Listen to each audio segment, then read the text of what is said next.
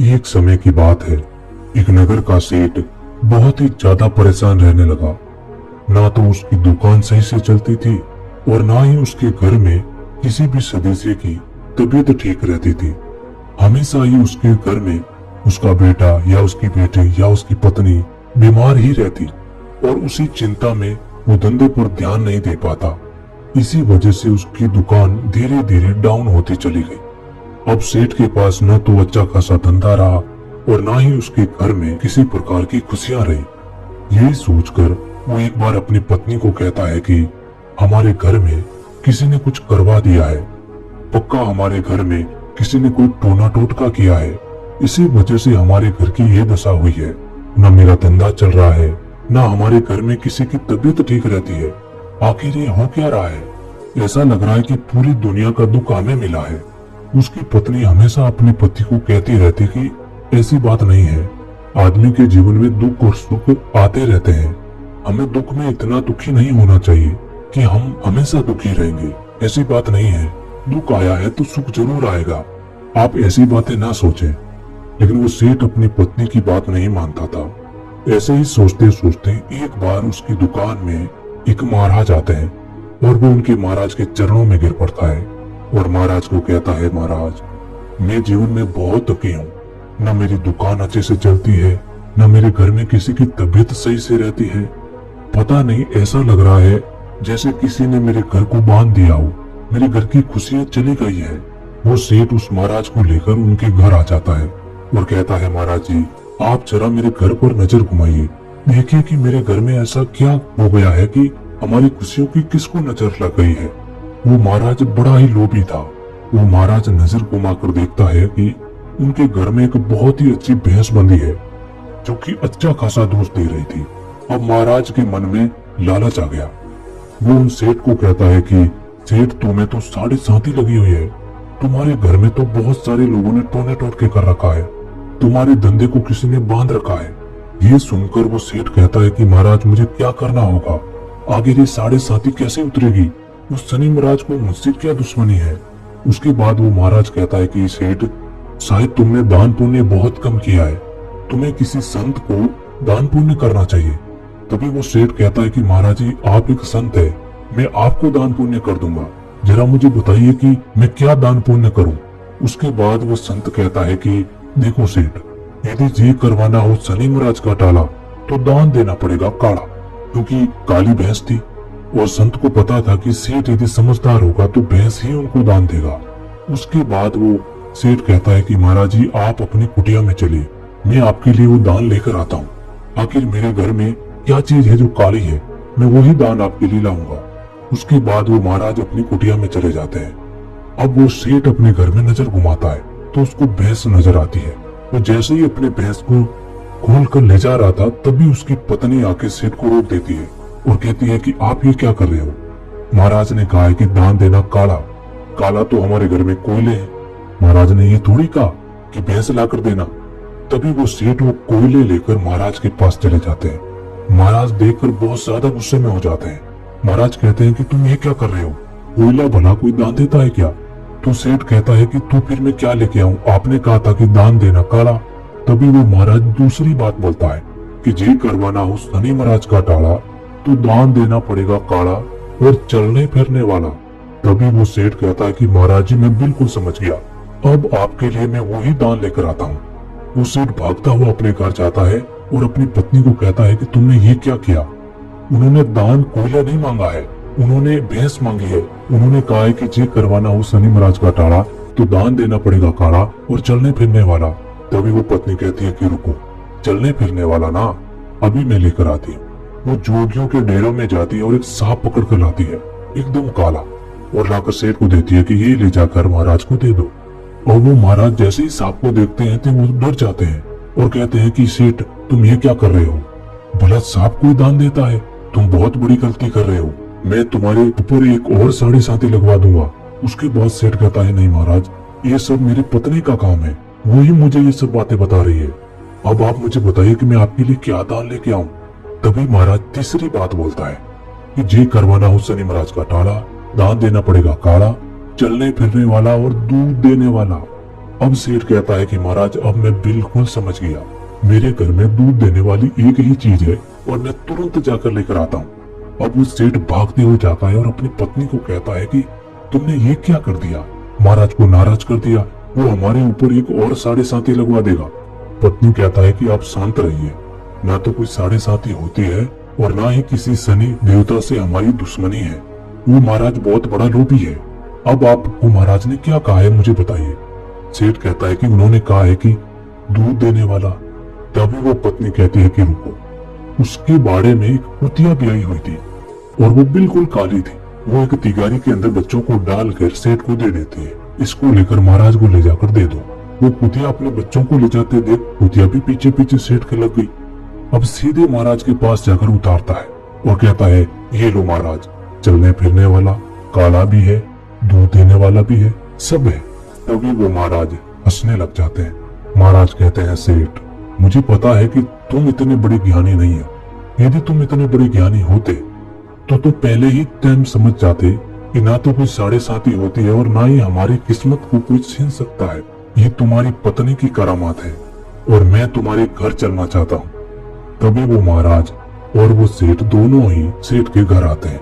महाराज उनके घर आकर उसकी पत्नी को कहते हैं कि तुमने अपने मन में ये दृढ़ संकल्प कर दिया कि महाराज को ये भैंस दान में नहीं देनी है।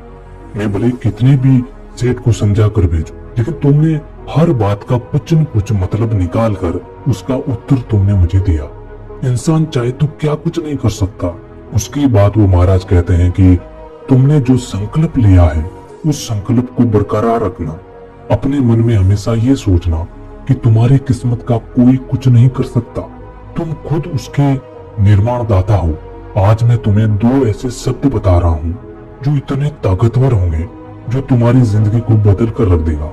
क्योंकि तुम्हारे मन में इतना विश्वास है तो जरूर ये दो शब्द तुम्हारी जिंदगी बदल देगा।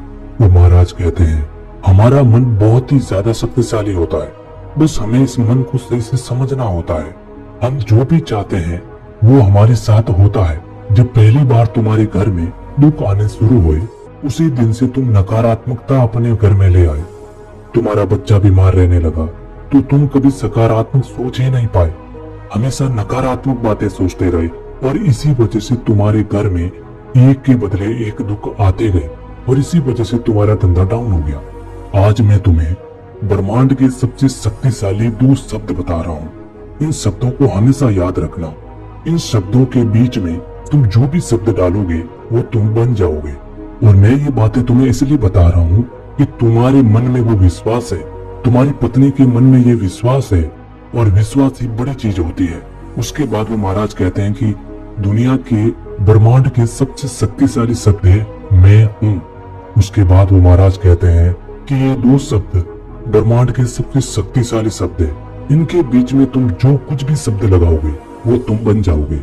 यदि तुम्हें इनके बीच में बुद्धिमान लगाना है तो तुम एक बुद्धिमान बन जाओगे। जैसे कि मैं बुद्धिमान हूँ, मैं सुखी हूँ, मैं एक महान हूँ। तुम जो भी इनके बीच में लगाओगे वो तुम बन जाओगे। अब मैं तुम्हें बताता हूँ कि तुम्हें करना क्या है।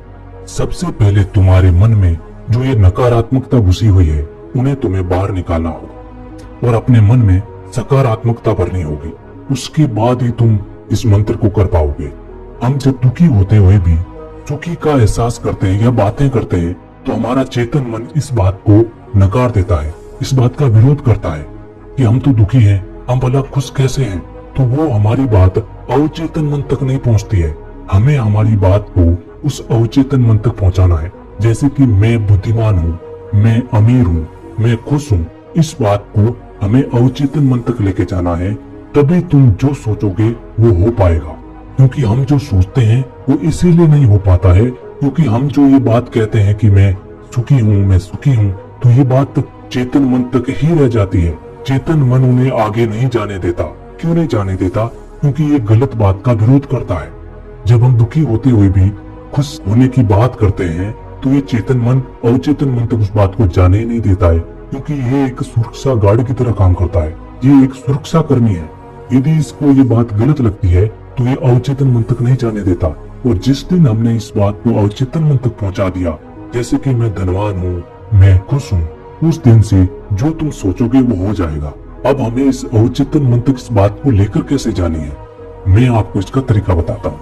क्योंकि हमारा चेतन मन हमेशा जागृत रहता है, लेकिन अवचेतन मन उस समय जागृत रहता है दिन में सिर्फ 3 बार, शाम को सोने से पहले और सुबह उठने से पहले, और तीसरे ध्यान के वक्त। अब तुम शाम को सोने जाओ तो हमेशा अपने मन में सकारात्मक बातें सोचो। मैं अमीर हूँ, मेरे घर में सुख शांति है, मेरे घर में सब कुछ स्वस्थ चल रहा है, मैं एक स्वस्थ हूँ। सुबह उठो, उस समय भी तुम ये करो, रोज 10-10 मिनट कर सकते हो। मैं तुम्हें कहता हूँ कि तुम 1 महीने तक करके देखो, तुम्हारी जिंदगी बदल कर रख देगी।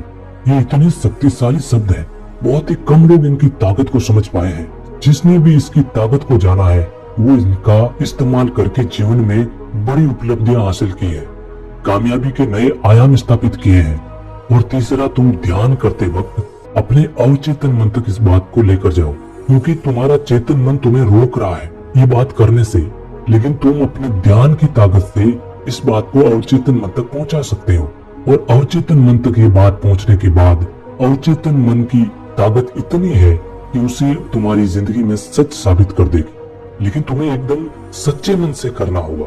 और ऐसा भी नहीं है कि तुम्हें सिर्फ शाम को सोते वक्त या सुबह उठने के बाद या ध्यान में ही तुम्हें सकारात्मक रहना है, नहीं, पूरे दिन तुम्हें 24 घंटे सकारात्मक ही रहना है। जैसे कि जब तुम शाम को सोने जाओ तो ये कहना कि मैं धनवान हूँ, मैं खुश हूँ, मेरे घर में सब स्वस्थ है। सुबह उठते हो उस समय भी यही कहना, ध्यान में रहते हो तब भी यही कहना। लेकिन अब सब दिन तो ये नहीं चलेगा, इसीलिए जिस समय तुम्हारा चेतन मन जागृत रहता है, क्योंकि जिस समय ध्यान में नहीं रहोगे उस समय तुम्हारा चेतन मन जागृत रहेगा, तो चेतन मन के जागृत रहते हुए भी एक बात कह सकते हो, मैं धनवान हो रहा हूँ, मुझे धन कमाने के लिए नए नए कार्य मिल रहे हैं, मैं स्वस्थ हो रहा हूँ, जैसे कि कार्य चल रहा है, इसके बारे में बताना। इस बात को तुम्हारा चेतन मन स्वीकार कर लेगा। वो उस बात को नहीं करता है जैसे कि दुखी होते हुए भी हम सुखी बात करते हैं कि हम सुखी है, उस बात को चेतन मन स्वीकार नहीं करता है। लेकिन इस बात को कर लेगा कि मैं दवाई खा रहा हूँ और मैं स्वस्थ हो रहा हूँ। जैसे कि आप बीमार हो और आप अपने मन को ये कहो कि मैं बीमार नहीं हूँ, तो चेतन मन नहीं मानेगा। लेकिन ये कहो कि मैं स्वस्थ हो रहा हूँ, मैं जो दवाई खा रहा हूँ उससे मैं बिल्कुल ठीक हो जाऊंगा, इस बात को चेतन मन स्वीकार कर लेगा। और उसके बाद ये बात तुम्हारे अवचेतन मन तक पहुंच जाएगी और उसके बाद ही तुम्हारी जिंदगी में चमत्कार हो जाएगा। इन 2 शब्दों को तुम सही तरीके से इस्तेमाल करना सीख गए तो तुम्हारी जिंदगी चेंज हो जाएगी। जैसे मैंने तुम्हें बताया है, तुम्हें हमेशा यही करना है और विश्वास रखना कि तुम खुश हो जाओगे, तुम्हारी जिंदगी में खुशियां लौट कर आ जाएगी, तुम्हारी दुकान का धंधा अच्छा चलना शुरू हो जाएगा। विश्वास के साथ कहना, जैसे कि तुम्हारी पत्नी के मन में यह विश्वास था कि मुझे दान नहीं देना है तो नहीं देना है। यही विश्वास, यही सकारात्मकता तुम्हारे मन में रखनी है। देखना धीरे धीरे तुम्हारी जिंदगी चेंज हो जाएगी। दोस्तों, हमें भी अपनी जिंदगी में इसी तरीके से अपने अवचेतन मन तक इस बात को पहुंचाना है और जिस दिन हमारे अवचेतन मन तक ये बात पहुंच गई उस दिन हमारी जिंदगी चेंज हो जाएगी। करके देखना, ना कि इसमें कुछ पैसा लगता है, ना ही हमें ज्यादा समय लगता है, बहुत ही कम समय लगता है और बहुत ही जल्दी आपको इसका रिजल्ट भी मिलना शुरू हो जाएगा, क्योंकि बहुत लोगों ने इन्हें अनुभव किया है, बहुत लोगों ने पाया है। इसीलिए इस पर इतनी बात होती है कि जो तुम सोचते हो वो होता है। बहुत बड़े बड़े संत महात्माओं ने ये बात कही है, ऋषि मुनियों ने ये बात कही है, तो फिर ये बात झूठी कैसे हो सकती है? हम इसको नकार कैसे सकते हैं?